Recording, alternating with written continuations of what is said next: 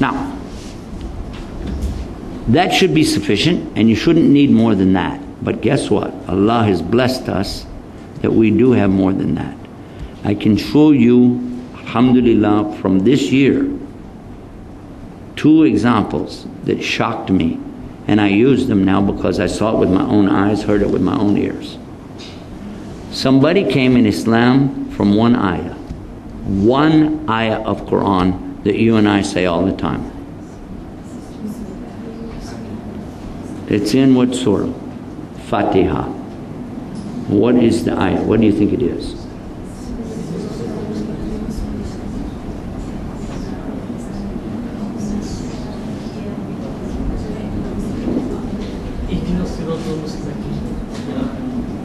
Okay. Have you heard Rabbil Alameen? Is that the first ayah? Alhamdulillah Rabbil Alameen. Now, why would anybody come to Islam off of this ayah? We say it all the time. In fact, some Muslims don't even think about it. Just they go to do salah. Bismillah. Alhamdulillah Rabbil Alameen. Ar-Rahman Ar-Rahim. Maliki Yawmiddin. Allahu Akbar. A person is saved from the hellfire, changed their whole life, became a Muslim from this ayah. Alhamdulillah Rabbil Alameen. And it's actually the last 2 words, Rabbil Alameen. That's why they came to Islam. Why?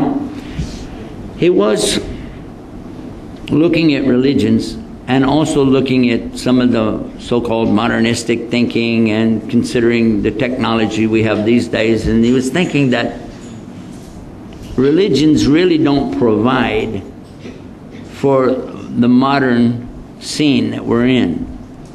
And because now we have the capability of space travel, to go to other planets, to go to other worlds.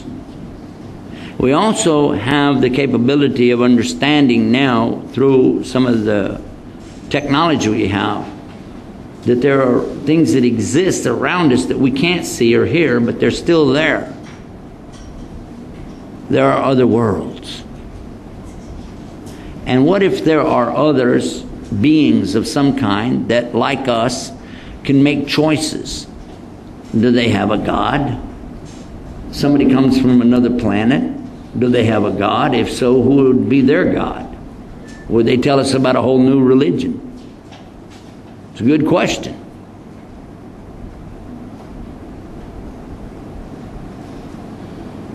And he thought no religion provided for it, so he was giving up on religion altogether. Until he saw this. Somebody was showing it to him, whatever, talking about Islam or something, and they just mentioned all the praises to the Lord of the worlds. And he said, hold on, did you say world or worlds? He said, worlds. He said, S, it has S? No, it's in Arabic, it doesn't have S. It's bigger because it's clear that in English you just leave the S off or put it on, you can change the whole meaning, and could be, maybe, maybe not. But when you say Alameen, it's plural, it's clear. Alam is a world. Alameen, it's worlds. You mean they're more than just like human beings? He said yes, definitely, because also we know about the jinn.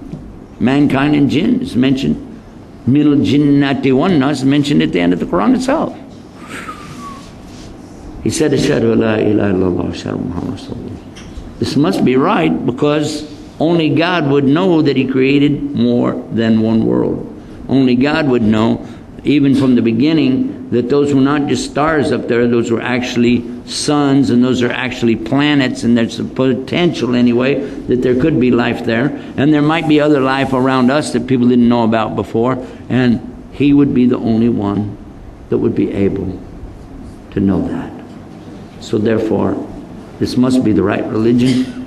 I bear witness none to worship except Allah, and Muhammad is His messenger.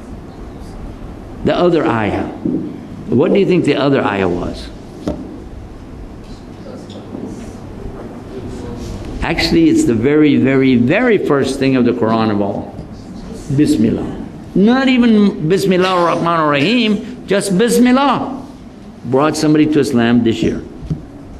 Well, I found out about this year. I don't know. He might have been in Islam a little longer than a year. But I met him in Ramadan. He was a Christian. And he got to really studying the Bible.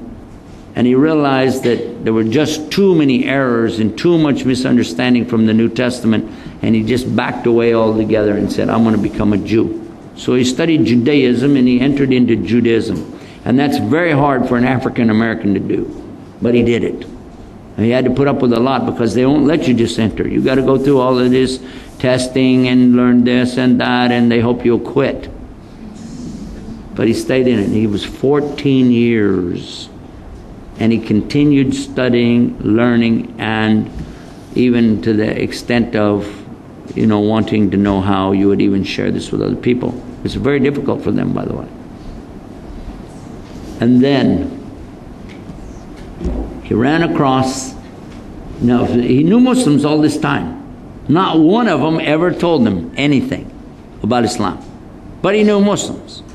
Okay, they're normal guys. Some of them are okay, some are a little cheesy, but okay guys. American Muslims. And then, by chance, by Allah's qadr, he came to know what it said. Now keep this in mind. I already told you the Jews don't have a word for Allah. And that was bothering him more than anything. And that was one of the things he continued studying on. And one of the things he kept bothering them about is, how come we don't have a word for God? Don't we know His name? Come on. Doesn't He have a name? They said, yeah, but we don't know what it is. No, and this became his quest to know what is the name of God. And here, Bismillah. Does that say in the name of Allah? Yeah. That's all. But does that mean Allah's name is Allah? God's name is Allah? Is that what you're trying to say? I said, yeah. It's His name? Yeah. That's it? I said, yeah. Ashhadu an la ilaha illallah, ashhadu Muhammad Rasulullah. He said it must be right because only God would know what His real name is. Then if anybody else came up with something, let's look and see what the God is that they have, and you'll find that they're baloney gods.